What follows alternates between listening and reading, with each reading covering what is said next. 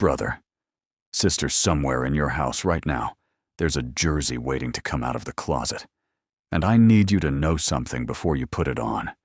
This tournament has already killed Christians before it even started. Not their bodies. Something quieter. Something that doesn't show up on a scan or a casket. And by the time most believers notice, it's already too late to undo what 4 weeks did to their walk with God. You think you're just watching a game. But what if the game has been watching you? What if the enemy doesn't need a war to take you out? What if he just needs a fixture list?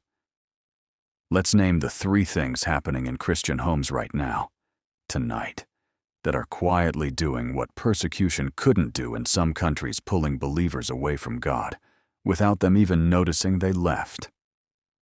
Number 1, the prayer they skipped for the kickoff. It started small. 5 minutes late to quiet time because the pre-match analysis was almost done. Then it was 10 minutes. Then it was, I'll pray after the match. But brother, sister, what happens to a soul that keeps saying after? What happens when after becomes never? You didn't reject God. You just kept choosing the thing that was louder. And here's what should terrify you.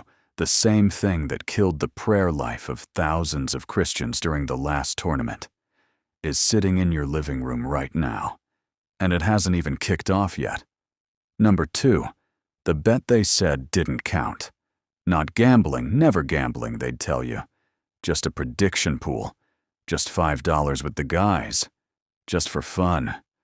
But watch what happens in your chest the moment the ball hits the net and your money is riding on the outcome.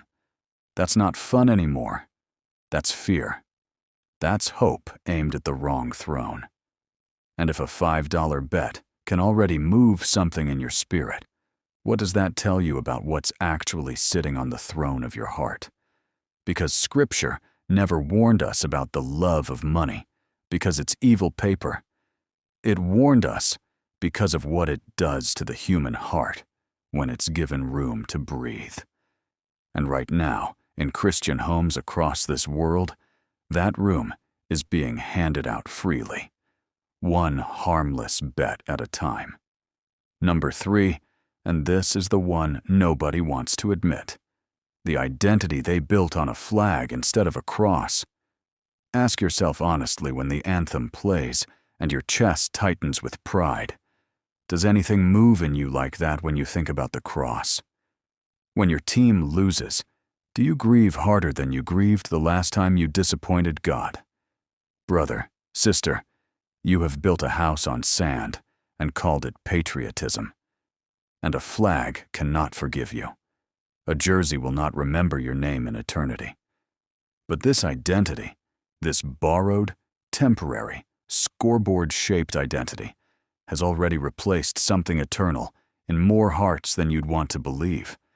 And it happened so quietly that most of them are still convinced nothing changed at all.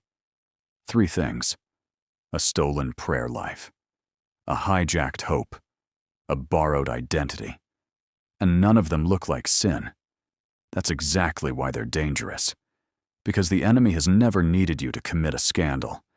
He just needs you distracted long enough that something else climbs onto the throne while you're not looking and calls itself harmless the whole time it's doing it. So before the next match kicks off, ask yourself the one question that matters. What did this tournament almost take from you without you even noticing it was gone?